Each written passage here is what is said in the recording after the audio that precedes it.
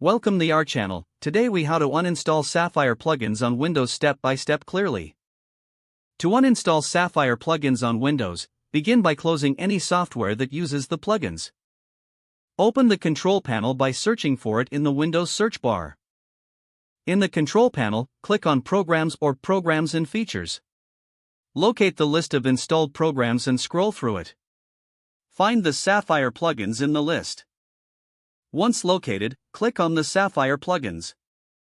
Select the Uninstall option that appears at the top of the list. Follow the on-screen prompts to complete the uninstallation process. After the uninstallation is complete, restart your computer to ensure all changes take effect. Next, open the File Explorer and navigate to the installation directory for the Sapphire plugins. Typically, this is found in the C:\program files /borisfx/Sapphire folder. If the folder exists, right-click on it and select Delete. Now, return to the File Explorer and also check any locations where the plugins may have left residual files. Common locations include the Documents folder or App Data. To access the App Data folder, type %appdata% in the Windows search bar and hit Enter. Look for any folders related to Sapphire and delete them, if present. Finally, empty the recycle bin to free up space and remove any remaining files. Your Sapphire plugins should now be completely uninstalled from your Windows system. If the page does not load, refresh the browser or try again in a private or incognito window.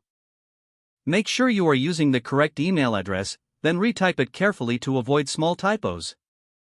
If your password is not accepted, use the reset option and create a new strong password you can remember. Check your spam folder for verification or security emails, then complete any requested confirmation steps.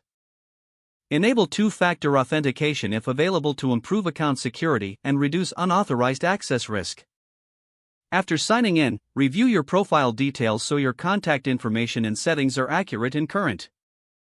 If you see an error message, note it down and try again after restarting your device and internet connection. Log out when you finish, especially on shared devices, to keep your account and payment information secure. If the page does not load, refresh the browser or try again in a private or incognito window. Make sure you are using the correct email address, then retype it carefully to avoid small typos. If your password is not accepted, use the reset option and create a new strong password you can remember. Check your spam folder for verification or security emails, then complete any requested confirmation steps. Enable two-factor authentication if available to improve account security and reduce unauthorized access risk. Don't forget to like this video and subscribe to our channel for more step-by-step tech guides.